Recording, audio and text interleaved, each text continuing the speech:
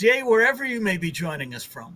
Welcome to a special edition of the Digital Download, which is the longest running weekly business talk show on LinkedIn Live. Now globally syndicated on TuneIn Radio. All right, we'll work on that. In celebration, just so everybody knows, as we continue to work on that, it's going to sound precisely the same.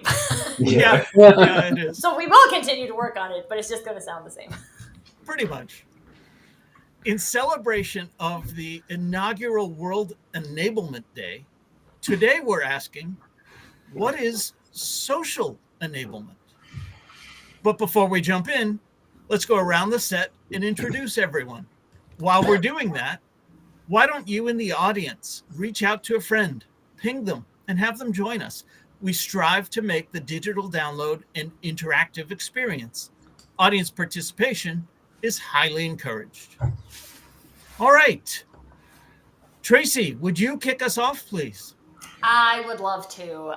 Thank you, Rob. I am Tracy Borison, founder of TLB Coaching and Events, where we care about how marketers are using social selling. So I'm super excited to talk about social enablement today from a marketing perspective. And I'm also a very proud partner of DLA Ignite. Excellent. Thank you very much. Bearded sales guy, Alex. Hello all. Yes, the bearded sales guy. Calling from Portugal. Calling from Portugal. Otherwise known as Alex Abbott, founder of Sapiro and the creator of the conversation operating system. I too am a proud partner of DLA Ignite, and I'm ecstatic about this topic today. Social enablement. Fantastic. Thanks for being here. Thank you, Rob. I was looking for a reference to the professor in your book, and I couldn't find one. I think I allude to it, but not the professor. No, haven't really adopted that moniker yet. Bertrand. Yes, good afternoon, everybody. My name is Bertrand Godillot. I am the founder and managing partner of Odysseus & Co., a very proud DLA partner. Excellent. Thank and you I'm glad very to be much. Here today on my favorite topic. Excellent. We're glad to have you here. Adam. Hi, everybody. I'm Adam Gray, co-founder of DLA Ignite. Now, I'm going to steal some of Tim's words here, and we'll see why as we work our way along the top here. I'm famous for writing the book Brilliant Social Media. Excellent. Tim, welcome. Welcome, thank you. My name's Tim Hughes. It's a bit strange doing this on a Monday rather than a Friday. It is, isn't it? Yeah. It is really strange. Welcome to everybody. I'm the CEO and co-founder of DLA Ignite, and I'm famous for writing the book Social Selling Techniques to Influence Buyers and Changemakers. Excellent. Welcome. Thank you very much. And myself, I'm Rob Durant, founder of Flywheel Results, a proud DLA Ignite partner. And I'm not famous for writing anything. No. Yet. No, you are. You are famous now. Famous now for writing the Social Enablement Blueprint. Stop pitching. Start selling. So I don't know about you guys, but Rob, Tim, and Adam are all along the top. I know. What was that? Was that planned? We have the authors at the top and the minions authors are just a little above. Gives you something to aspire to, right? We're coming for you. Yeah. There you go. Awesome. All right, so we've talked a little bit about social enablement, but most people probably have not yet heard that term. So let's start by answering the foundational question. What is social enablement? Social enablement is not a connect and pitch sales program. And that's why I prefer to use the term social enablement in place of social selling. In many circles, social selling has been given a bad name. Social enablement, on the other hand, is the strategic and tactical process of leveraging social media to drive more conversations and ultimately drive more opportunity. And it applies to all departments at all levels within an organization. Social enablement is not just for sales.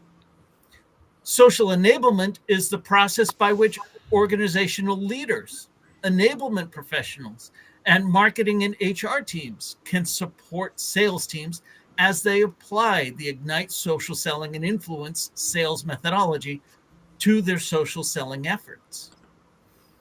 Adam, I think I've been through your social selling and influence class with Ignite at least 5 times now. I was going to say it's a lot more than 5, I think, Rob. And yet, I still want to ask you, what is Ignite?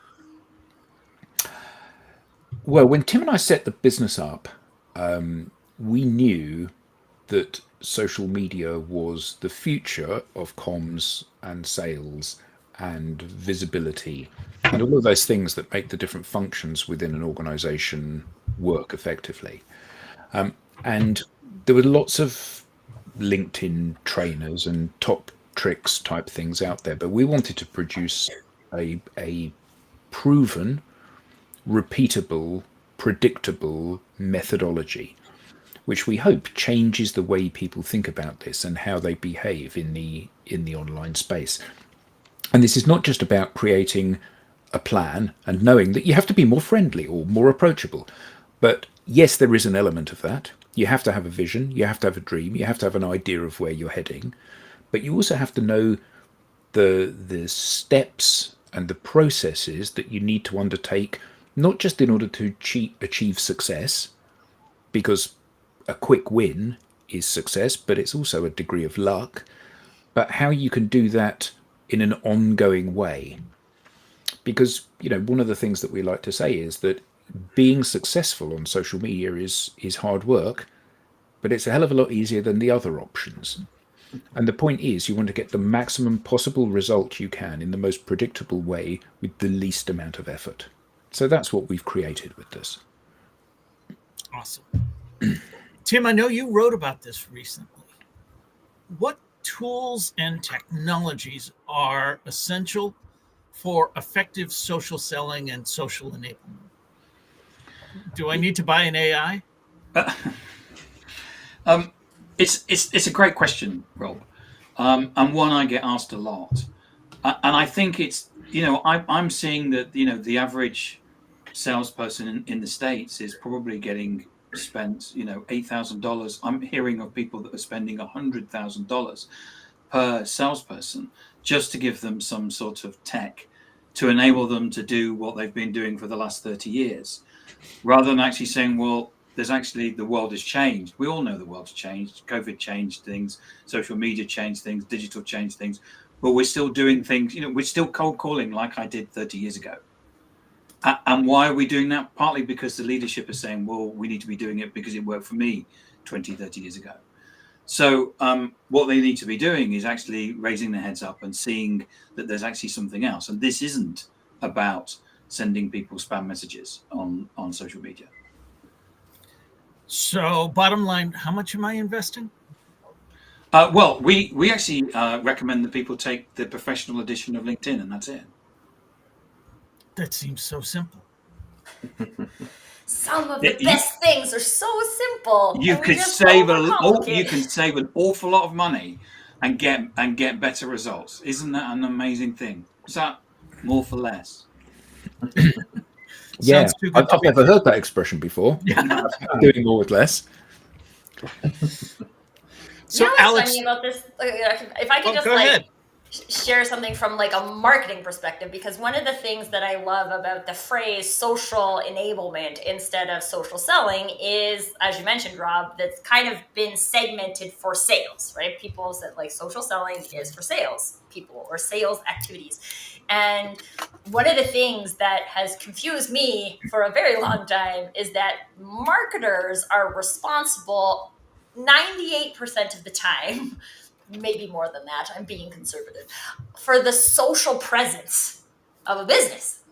So we got marketers over here creating the social presence of the business, as in they are posting things on social media, generally multiple platforms of social media. And then we have the salespeople over here. Maybe they're doing social selling activities, or maybe they're doing the old school cold calling types of activities. But for digital businesses that operate, want to build their funnels in the digital environment, these two efforts now are like fighting against each other. Right? So I got sales over here doing this. I got marketing over here doing this. Nobody knows what each other is doing. And so we can't build something together. We're not actually moving anything forward by the activities that we're doing.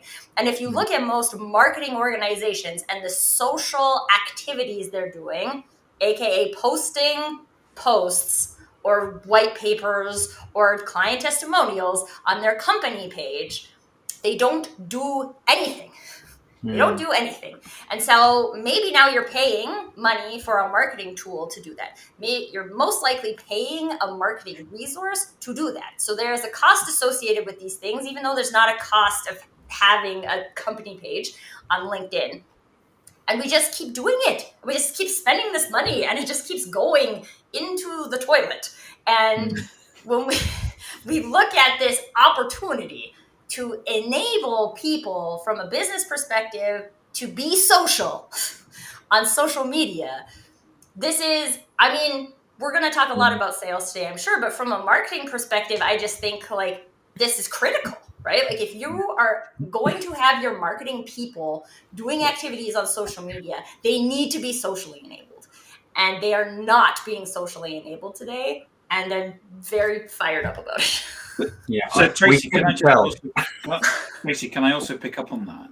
Yes. Because I think there's also been a transition from companies. SAP is a big example of this, which is where what they've done is that they've moved from posting on their company page to broadcasting on their leadership pages.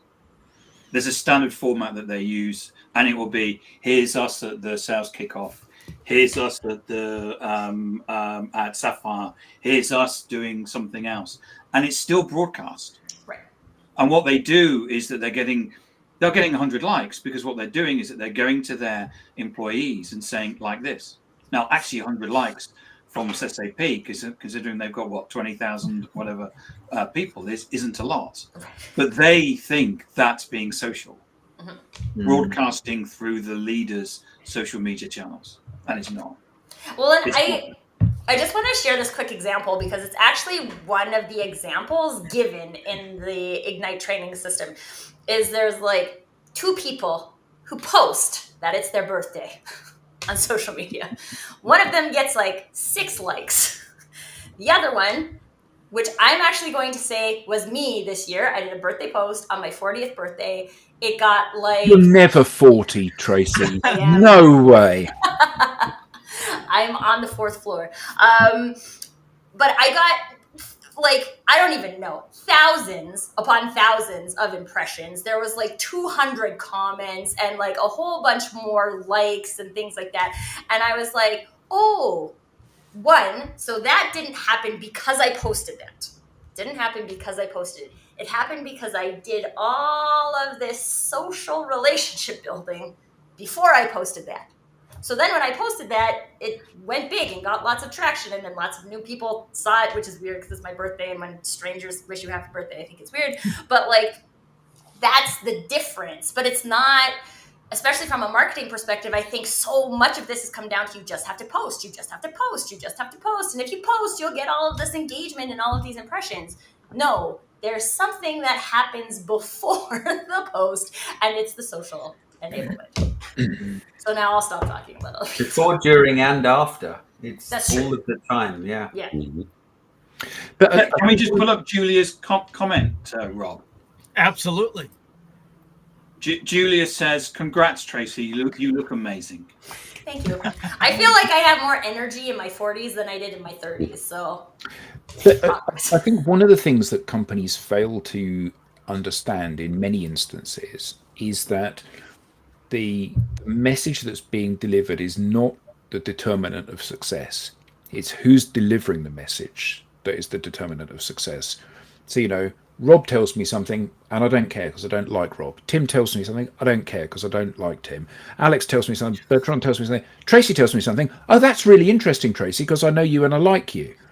And the fact is that when you've got an organization, whether or not that's a team of 10 people or 10,000 people, it is the love and the individual networks that those people have created where the value lies for the organization. You know, I don't want to hear Tim speak in Rob's words. I want to hear Tim speak in Tim's words. Does that mean that everyone's going to like Tim? No, but then they don't have to. What you know is that when you look at a team of the six of us on the call, when you look at the team of the six of us on the call, as long as one of us is liked by the person that's consuming the content, that's the bit that matters. And most organizations have this view that if it's a well-crafted, well-produced, well-photographed, well-copywritten post, it's the thing that's going to unlock the opportunity. And we know for a fact, we have a client where this individual posted something and it got 6.5 million views and 38,000 likes. And he didn't generate any inbound from it because actually that's not where the value lies. Going viral as a business or as an individual is not where the value lies. The value lies from you stimulating conversations. And that's the bit that is missed by so many organizations. If only there was a methodology that taught you how to do it. But it's all Tracy, I about want to pick up. Well, go ahead, Bert. Alex. Everybody's talking. sorry, but it's all about the messaging, Adam. If the messaging isn't right, then you know. Yeah, of course. How foolish. But this is something that I think it was confusing for me at the time and why it stuck in my brain. I remember working in corporate and I worked like the VP of sales had his office right behind me. And I remember like all of the salespeople going into his office and brainstorming the script that they were going to use. And so they created this script which at the end of the day is an average of all of the people, but not anything any of them would actually say. And so when you're talking about like, yeah, there is messaging that goes into it, but there's also this like level of authenticity in the message that allows you to be perceived as a human. Right? If we are all out there, you got 3 salespeople or you have 20,000 salespeople, and they're all out in the market saying exactly the same thing, you know none of them are actually being fully authentic with you because we're not robots. Yeah. I would, Tracy, I want to pick up on something that you said initially when it came to sales and marketing. And the reason the Sales Enablement Society no longer exists, it is now known as the Revenue Enablement Society.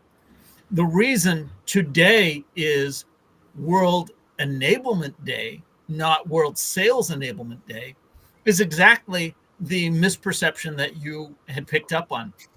When it was called Sales Enablement, people thought it was for sales.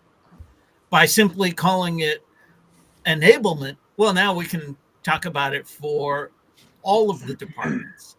And that's why we call it social enablement. Yes, it's sales first because we can point to the results that social enablement drives for salespeople. But we can also point to the results that it drives for marketing, for HR, for purchasing. I can point to results for the engineering department if they undergo a formal program of social enablement.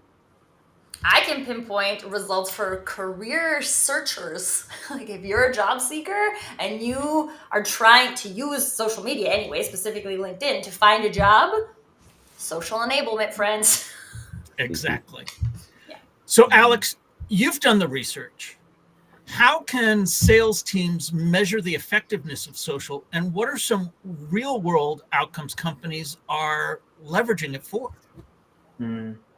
Well, I think the reason I started the research. So we've done a study now for 3 years. We've got 16 months worth of data where we've been tracking, individual rep behavior, not just rep, actually, a range of experiences from SDR, AE, sales director, leader, you know, on the kind of the pre-sale, so new business as well as post-sale. So, you know, looking at developing conversations with existing customers.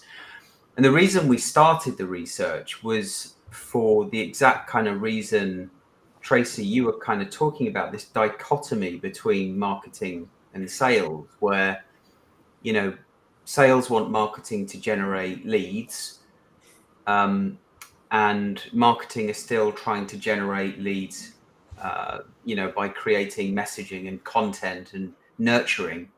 And it's doing the exact opposite. It's actually pushing buyers further away. And then salespeople, you know, want leads, but they feel like they're past it, right? You know, we don't do prospecting anymore because we've now graduated as an enterprise salesperson. And, you know, I needed data really to prove that the Ignite sales social selling methodology worked.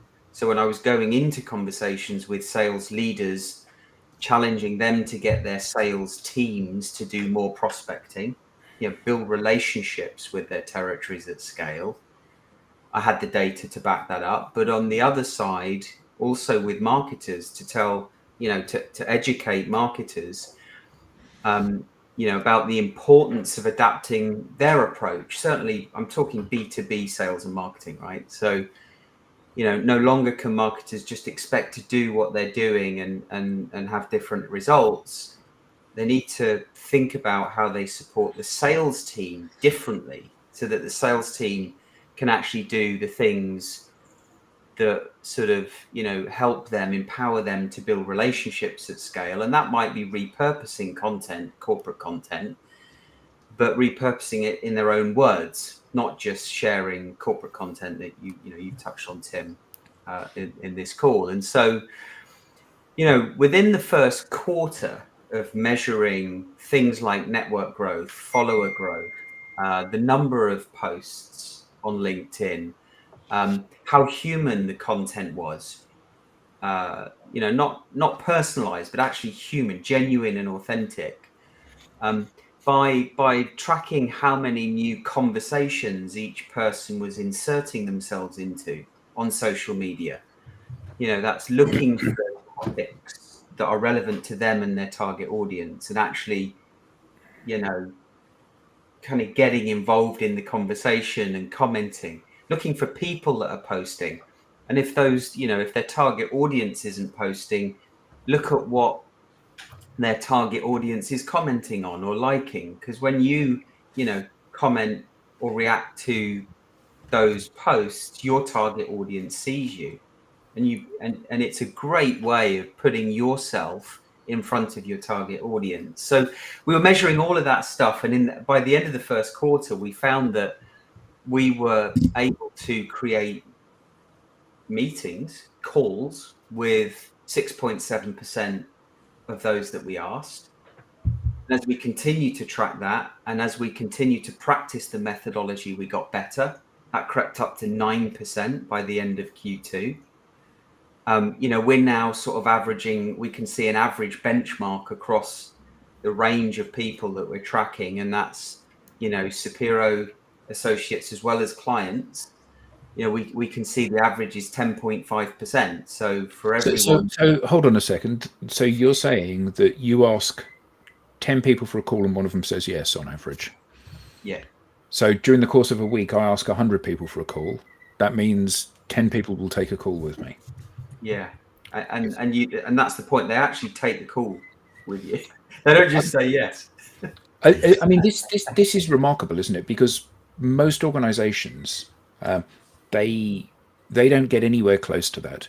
If you said to the sales teams within most organizations, if all of your sales reps were able to have 2 calls per day with ideal customer profile people, where the people attended those calls, how would that affect your business? I mean, I think most of them wouldn't be able to answer because they're currently getting 1 call every 2 weeks. Yeah. So, Yeah. you know, it's orders of magnitude different, isn't it? It really is. It is. And, you know, when we first kind of started this, we were seeing about 33% of those calls progress to a meaningful next step. And that's an important measure as well, because to your point, Tracy, when you're putting the effort in to make yourself look as attractive as possible on social media, and it's clear that, you know, not only what you do and that you're an expert at what you do, but you're also a genuine, authentic person worth having a chat with. When those people have a chat with you, they're more likely to want to have another chat with you, because it's no surprise, you know, who you are and what you do and what your intention is, which is what most people want to understand when they meet you for the first time. So we now see that's reached 39.5% on average, that call progression rate across everyone that we're tracking. And then we started to look closer at, you know, those customers that had focused account territories.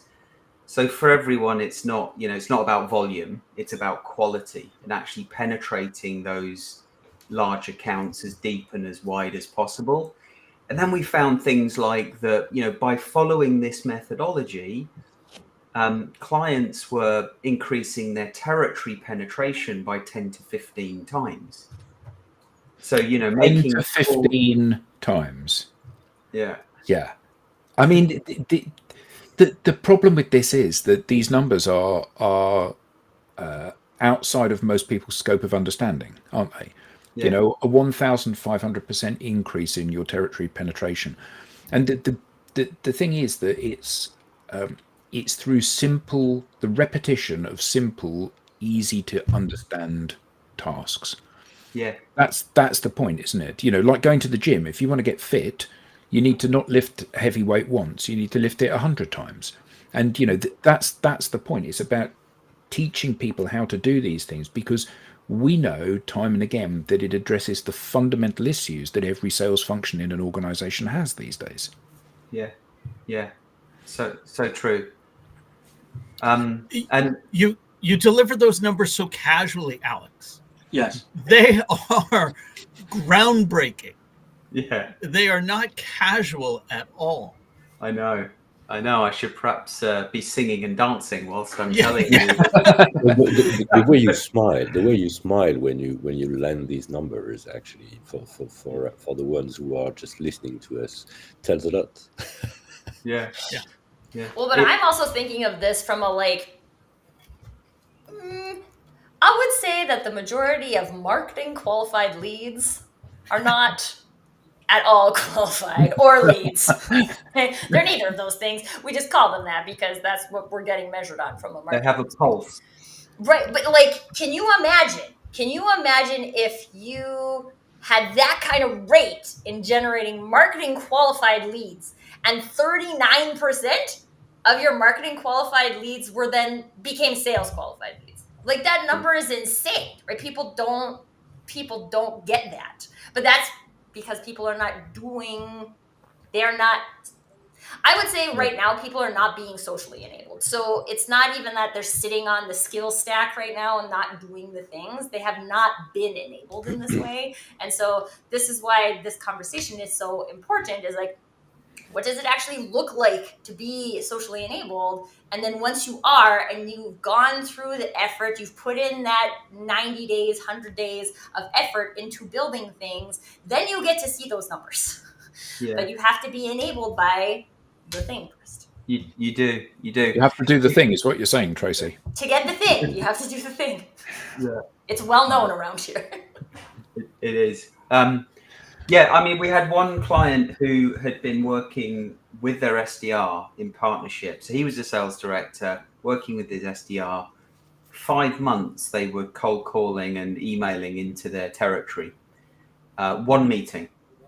5 months after their journey with this program, 36 meetings, averaging 2.4 meetings per active account, had engaged 6.4 times more stakeholders than before, which is huge when you think about enterprise sales and the number of stakeholders now influencing, you know, purchase decisions. And now I've got the luxury of kind of looking back. So beyond the 5 months, ends the first year. All right, he finished in the top half of the table, but the thing that is just wonderful about it is looking into year 2 in the first half, 70% of his H1 pipeline is committed revenue. And now he's thinking about just creating a predictable flow of pipeline and revenue, which is the holy grail for anyone in enterprise sales. And the confidence that he has now is just unreal. And he can trust, to your point, Adam, he just trusts in this process.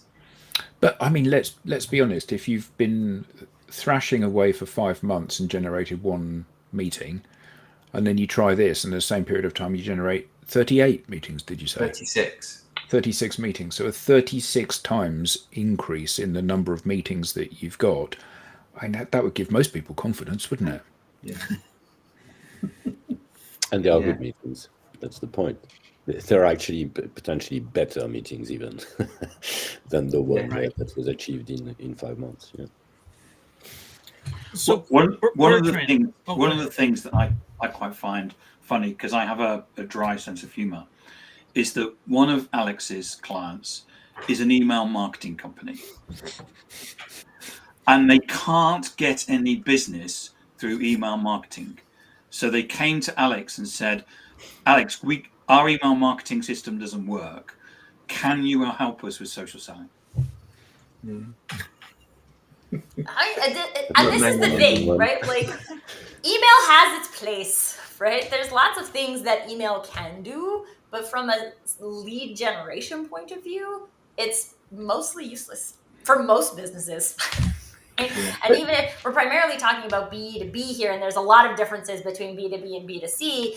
And so if you're trying to take, this is something I really observed too with the split of sales and marketing, because I do think in some industries it makes sense to do that in B2C. I used to work in retail furniture. The marketers sit in the corporate office, they make flyers, they send out the flyers. The salespeople are in the store waiting for people to come in.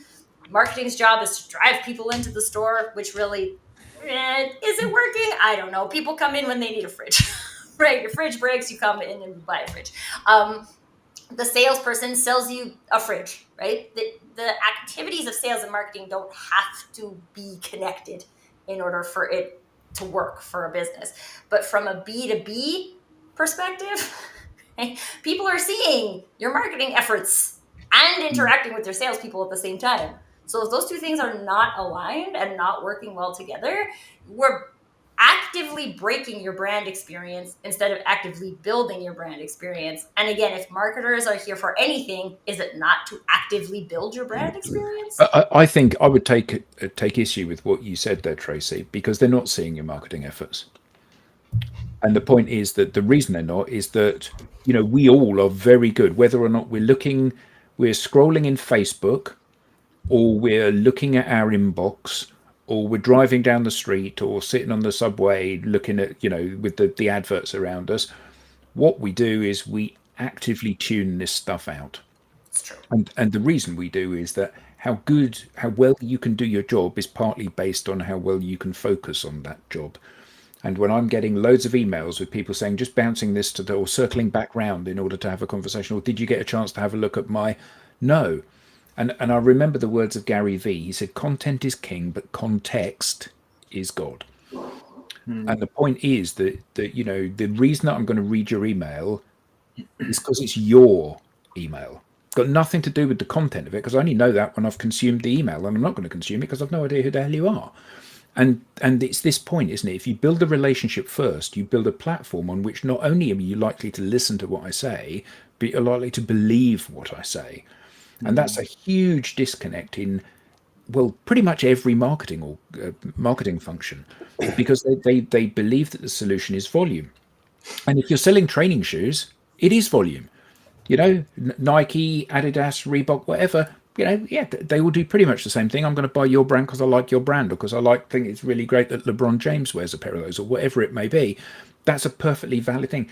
If you're selling an enterprise-wide ERP system, it ain't going to work in the same way.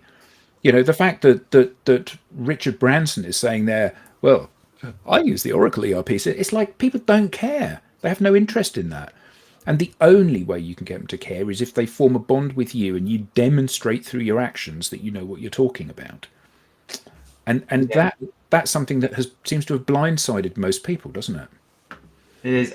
The reason I really love what you're doing with this book, Rob, because to your point, Adam, and to your point, Tracy, you know, marketers are spending most of their time, if not all of their time, trying to search and qualify the 5% of people that are in market to buy the thing that they sell.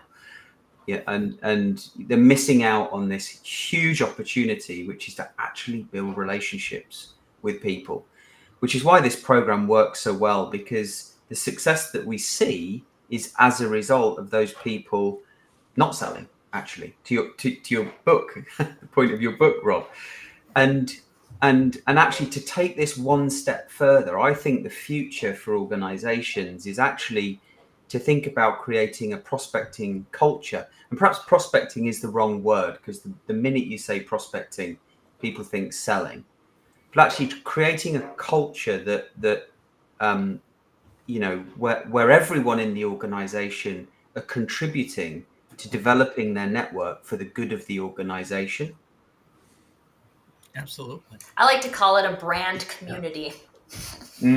So, picking up on that, Tracy, as our resident marketing and branding expert, what role does personal branding play when it comes to social enablement? All of it.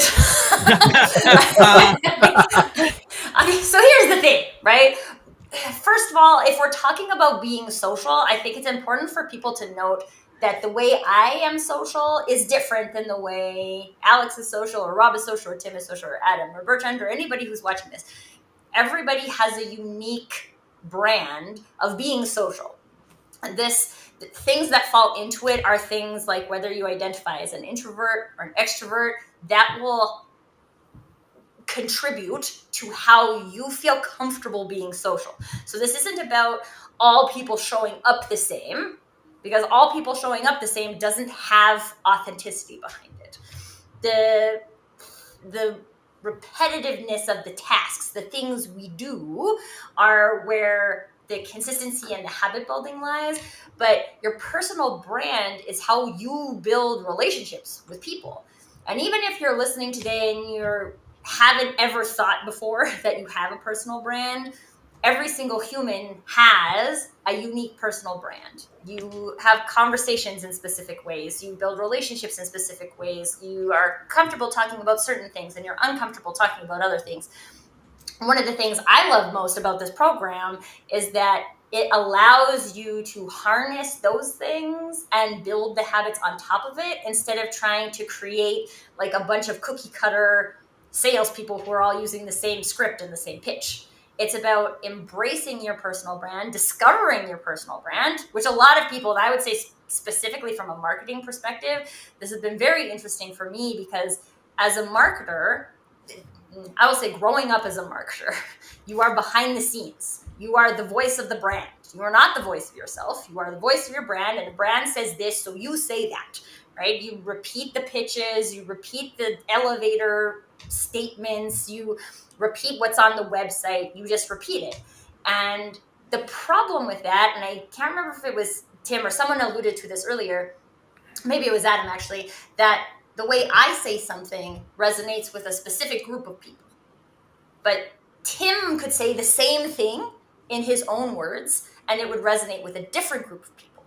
And so from a marketing perspective, there's a lot of power in that, because now I've created the opportunity to resonate with a whole ton more people. You got 6 marketers on your team. You have the opportunity to take what is a lockdown narrative right now and open it up to 6 times the amount of people by enabling the personal brands behind the social interactions. Now, again, a lot of marketers right now aren't even having social interactions. Their job is to post the thing on social media and then tell the salespeople to share it. And the salespeople sometimes do, sometimes they like it. Most of the time they do nothing. And we just keep doing the same things. But at the end of the day, this is about igniting that uniqueness of the people behind the scenes within the umbrella of the brand. Because I think a lot of times why people are afraid to do this from a marketing perspective too is that they're like, but this is our brand. Our brand has to be this. But if you've hired your people responsibly, then your people should match your brand. Okay? So if you let your people go out and be people, it should match your brand. And this is why, Rob, you talked about why this has like a HR and a culture perspective attached to it too, because if you historically haven't done a good job of hiring your marketers or your HR team or your engineers or your salespeople in alignment with your brand values, then yeah, you would be terrified to let those people go into the social environment and share what they're going to share. But then there's other problems. I'm gonna leave it at that for now. Bertrand, I wanted to ask you, as one who has recently started practicing Ignite in the French market, how do language and culture play into social enablement strategies? Well, of course, Rob, I mean, obviously, we'd love to think we're different. But the reality is that we do have social animals. We do have people who are more reluctant to being social. But, you know, my own experience, every single call I have with my new contacts on LinkedIn are actually very high quality. We discuss our challenges. We also share thoughts about how to solve them. Now, is the French market different? Of course, the language is different. I've started applying Ignite, I think, a little bit more than 4 months ago. I have more than doubled my number of contacts in my target market. I am on the range of 5 to 10 conversations a week. And when I talk about having high quality conversations, there are some of these new contacts. I'm already on the third or fourth call with them, because we actually have created a relationship, and I'm glad we talked about this, which is the exact opposite of what very unfortunately is hiding behind the term social selling in practice. Because in practice, and to go back to what you were saying, Tracy, when the term social selling in our market is just all about automation and SDRs, completely disconnected. And then you end up with a sales team who's not social enabled. So it's completely counterproductive, as you very well stated. So that's also why there are people who are reluctant to getting on a conversation. The reason why they are reluctant is because they believe they're going to be pitched, which is obviously not the goal of creating a relationship and being on a social network. We are here to do the networking activity. And by the way, one number I was contemplating again this morning is my level 2 connections are currently at 320K, which means that even with a very small network, but very targeted, you actually have a lever, which is completely crazy, assuming the fact that you have truly created a relationship, and not just sending a flyer or a digital version of the analog flyer. I don't think that is working. So great experience here. We're no different than any other country from a B2B perspective, I'm quite sure. Does that answer your question, Rob? Absolutely. Thank you for that. Okay, As we've got 15 minutes left, I thought I'm going to talk about this.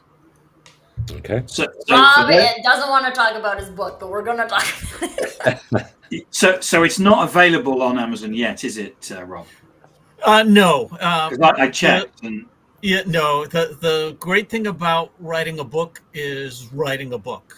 The Yeah. challenging thing about writing a book is everything else that goes with it. And as others know, and I have learned, you need at least 3 full business days before you post a book to Amazon before it's available for distribution.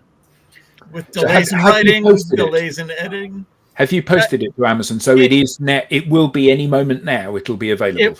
it will be available by the end of this week. And if you would like to get notice of the wait list, you can go to socialenablement.pro.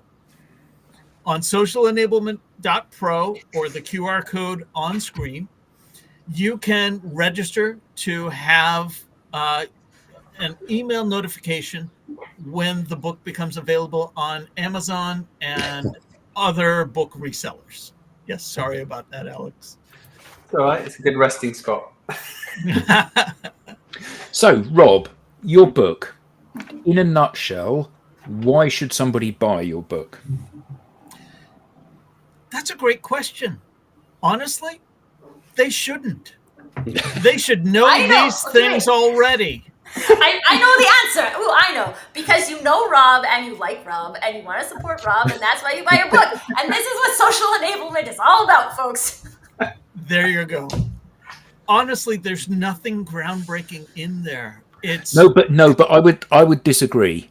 I would strongly disagree He's with that. short selling this, my friend. Yeah, because there is. There's So nothing I read it, and groundbreaking in there. I read it as well, that Rob. Rob's brain didn't know. He knew it It's- and he wrote it down. yeah, but there's a it's lot of really groundbreaking well things written. in there that other people do not know.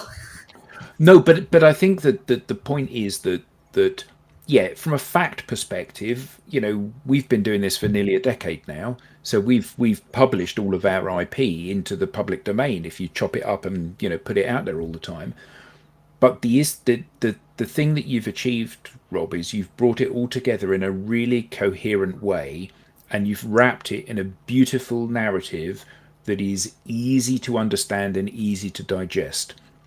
And I've made loads of notes from having read it, where I've thought to myself, I'm going to steal that with pride, because that's such a great way of describing that particular thing, or how you've phrased that, or how you've positioned that.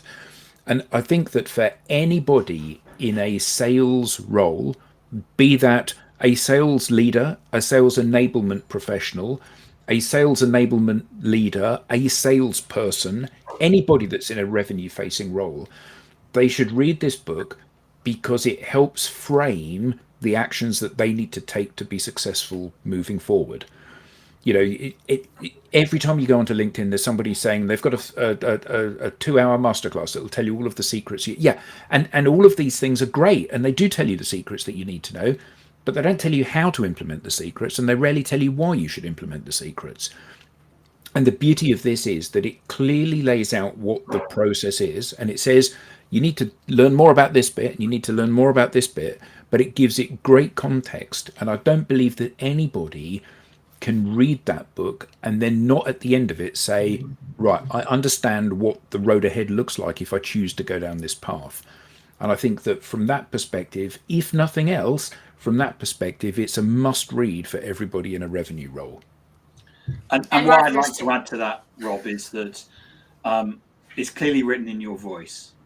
And as you say in the book, your father was a teacher and you feel that you're a teacher. And it's not patronizing.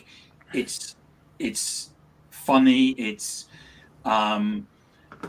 positive. It's and the thing and you've got these great exercises at the end of the chapter. So it's not like, here I am standing on the top of a hill with 10 commandments, go away and do them. You actually got the exercises to say, this is how you do this, and you've come up with this is a great example. So it's great way of if you've got the theory and the practice as well. So that brings me to why I say nobody should buy it. You should all know this inherently, but you don't. And that's okay, because I didn't either. We all have this FOMO. We know we're supposed to be on social media, but we don't know how, we don't know what, we don't even know why. And that's the approach I try and take with the book. Simon Sinek laid out that roadmap. Start with why, explain the how, and then tell me the what. And I've put together a very prescriptive process with examples of how to do each of the three basic tenets: be approachable, be sociable, and be generous. And speaking of generous, I wanted to take a moment to thank everyone here for their generosity.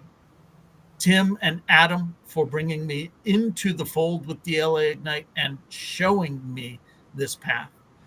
Tracy, Alex, Bertrand, you've all been very generous with all of the ideas that you exchange both privately and publicly.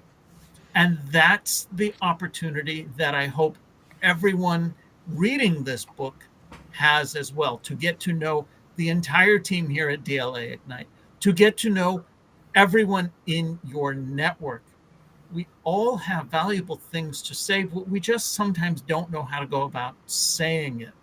Certainly not publicly, certainly not on social media. I'm not Gary Vee. I'm not Kardashian. I'm not. I don't care what you're not.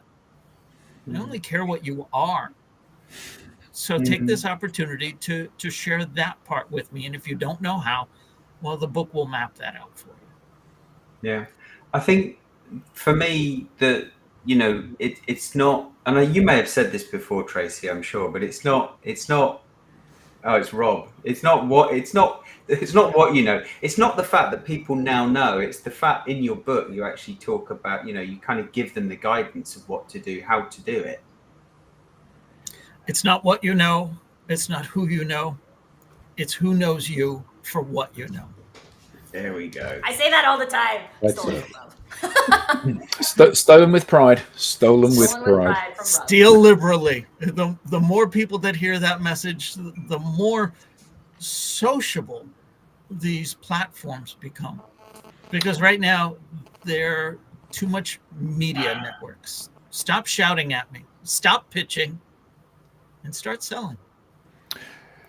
Yeah, so one of the lines that I absolutely loved in this was, for each of the experiences that you have 2,000 words available, so why give me just 10? And I just love that. I absolutely love that, because that's the essence of it, isn't it? The essence of it is to tell people everything about yourself, where you've been, all of this stuff. They're under no obligation to read it all. But the better the story that you tell, the more of it they'll read. And the more of it they read, the better they know you. And the better they know you, the more comfortable they are with you. And the more likely they are to believe you when you speak.